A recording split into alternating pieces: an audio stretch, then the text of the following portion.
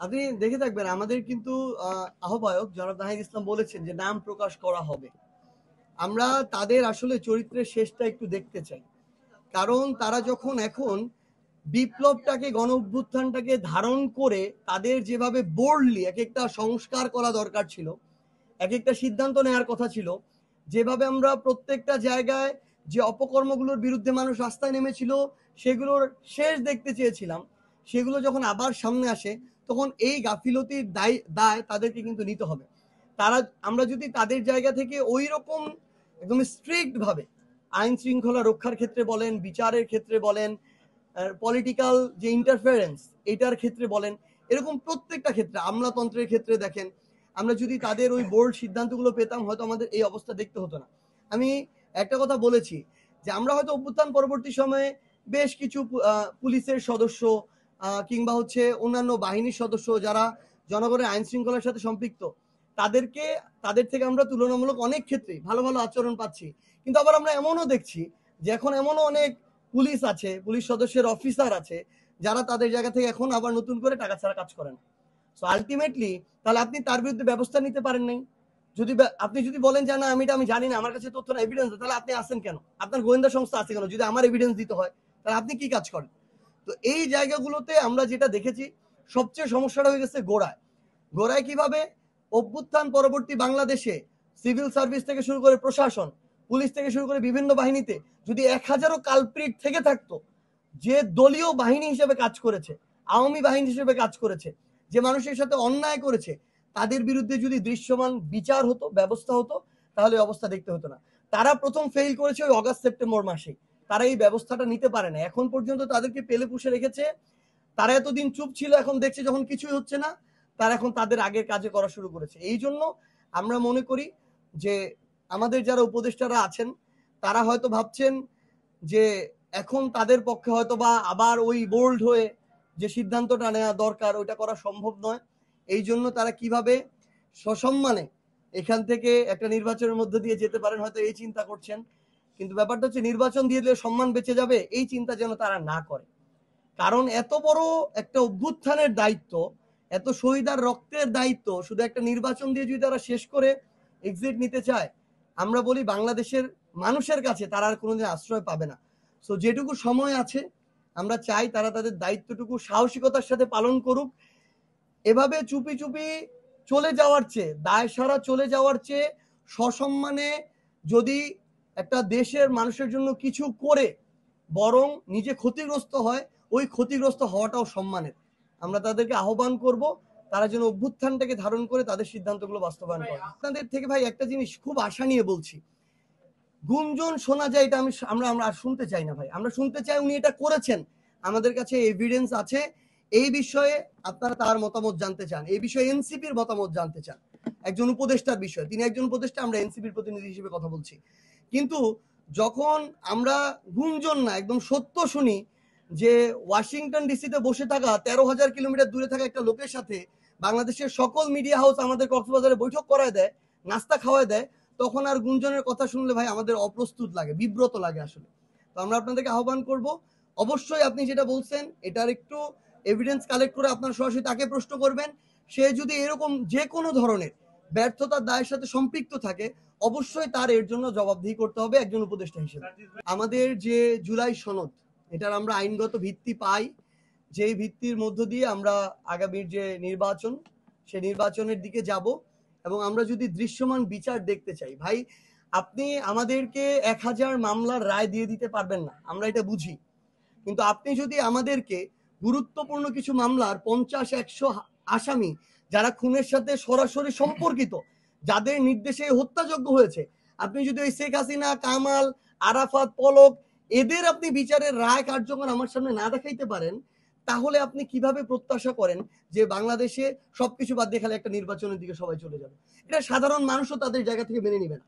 So আমরা ওই অন্তত যে গুরুত্বপূর্ণ যে বিচারিক যে রায়গুলো আমরা সেগুলোর দিকে তাকিয়ে আছি, আমরা জুলাই সনদের বাস্তবায়নের দিকে তাকিয়ে আছি। আমরা মনে করি যে এগুলো যদি সরকার তার সময় গুছিয়ে নিতে পারে এবং যে রাজনৈতিক দলগুলো তারা যদি এক্ষেত্রে সহযোগিতা করে সামগ্রিকভাবে, তাহলে আমাদের মনে হয় যে ফেব্রুয়ারিতে নির্বাচন হতে কোনো বাধা থাকার কথা নয়। কিন্তু তার পূর্বে এই শর্তগুলো ইম্পর্টেন্ট। লাইনটা যেন এমন না হয়ে যায় যে ফেব্রুয়ারিতে নির্বাচন হতে কোনো বাধা থাকার কথা নয়, কারণ এই জিনিসগুলো খুবই রিলেটেড এবং খুবই ইম্পর্টেন্ট।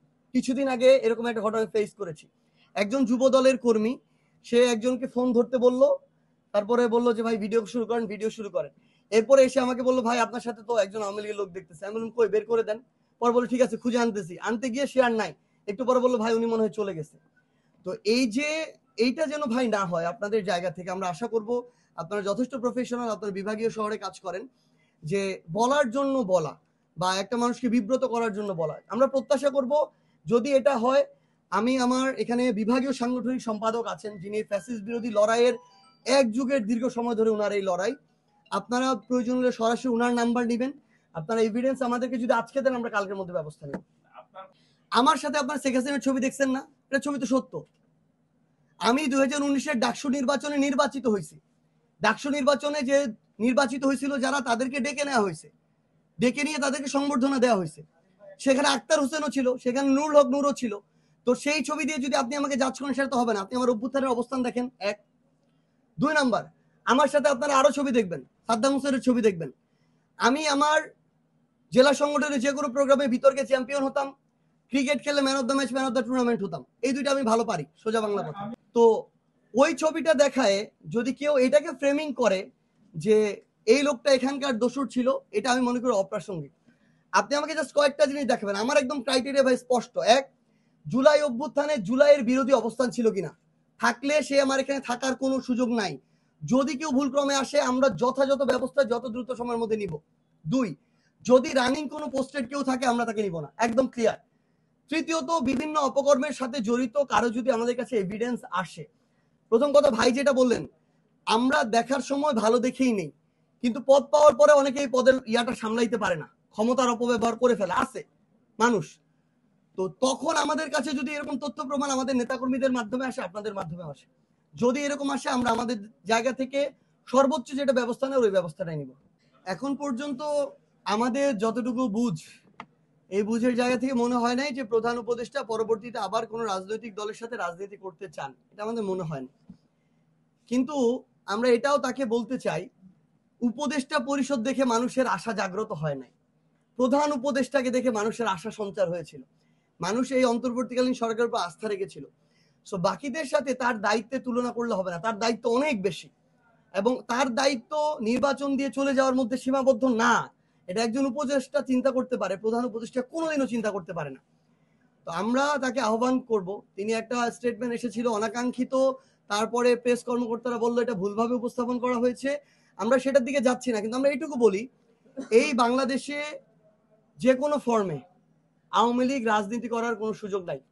আওয়ামী লীগের রাজনৈতিক কার্যক্রম নিষিদ্ধ হয়েছে। আওয়ামী লীগকে দল হিসেবে তাদের মার্কা, তাদের নিবন্ধন আইনগত প্রক্রিয়ায় নিষিদ্ধ করতে হবে, এটা আমাদের স্পষ্ট অবস্থান। বাংলাদেশে অভ্যুত্থান পরবর্তী বাংলাদেশে আবার যদি এই প্রাসঙ্গিকতা কেউ আনার চেষ্টা করে, আমরা ধরেই নিব অভ্যুত্থানের সময় তার বিরোধী অবস্থান ছিল, হয়তো গোপনে ছিল, এখন সে সেটা প্রকাশ করছে, এবং বাংলাদেশের ছাত্র জনতা এটার বিপক্ষে তাদের যেটা অবস্থান, এটা পূর্বের মতো আবার দেখাবে। প্রক্রিয়া যেটা জামায়াতের পক্ষ থেকে কথা এসেছিল, সাজেশন, আমরা বলেছিলাম এটার মোস্ট সাস্টেইনেবল ওয়েটা হচ্ছে গণপরিষদ নির্বাচন। গণভোট একটা দিয়ে দেওয়া হইলো, গতকালকে আলোচনা হচ্ছিল নির্বাচনের দিন দিয়ে দেওয়া হবে, নির্বাচনের দিন দিয়ে দেওয়া হইলো, গণভোট ধরেন হইলো না, গণভোটটা নেগেটিভ রেজাল্ট আসলো, অনেকভাবে এটা আনানো যায়, মেকানিজমের শেষ নাই। যদি আনানো হয় এটা, তখন তার মানে কি বাংলাদেশের মানুষ এটা সংস্কারটা চাইতেছে না? এক। দ্বিতীয়ত, ধরেন এটা পজিটিভ হইলো, রাজনৈতিক দল জাস্ট একটা ম্যান্ডেট পাইলো যে এটা পজিটিভ, উনি এটা বাস্তবায়ন করলো না, উনি বললো আমার তো এখানে এখানে গুরুত্বপূর্ণ জায়গায় নোট অফ ডিসেন্ট ছিল, আমি তো এটাতে একমত হই নাই, সো আমি এটা পালন করতে বাধ্য না, আমি বাকিগুলো করে দিতেছি, তাহলে তো হইল না। সো এটার বেস্ট সাস্টেইনেবল ওয়ে হচ্ছে গণপরিষদ নির্বাচন, যেখানে এই জোড়াতালি দেয়া বিগত 54 বছরের যে সংবিধান, আধিপত্যবাদ চেপে বসা যে সংবিধান, বাকশালী চিন্তা ভাবনার বহিঃপ্রকাশ ঘটানো যে সংবিধান, আমরা মনে করি এই জোড়াতালির মধ্য দিয়ে এই সংবিধান একটার পর একটা রক্তের ইভেন্ট উপহার দিয়েছে, এর বেশি কিছু আমরা পাই নাই। আমরা চাই না আরেকটা 24 আসুক, এই জন্য আমরা চাই এই সংবিধানটাকে বর্তমান বাংলাদেশের সামগ্রিক প্রেক্ষাপট, জনগণের চাওয়া পাওয়া সবকিছুর উপরে ভিত্তি করে এই যে সংবিধানটা, আমাদের এই সংবিধানটাকে নতুন করে আরেকটা নতুন গণপরিষদের মাধ্যমে লেখা হোক, যে সংবিধান বাংলাদেশকে, বাংলাদেশের মানুষকে ধারণ করবে।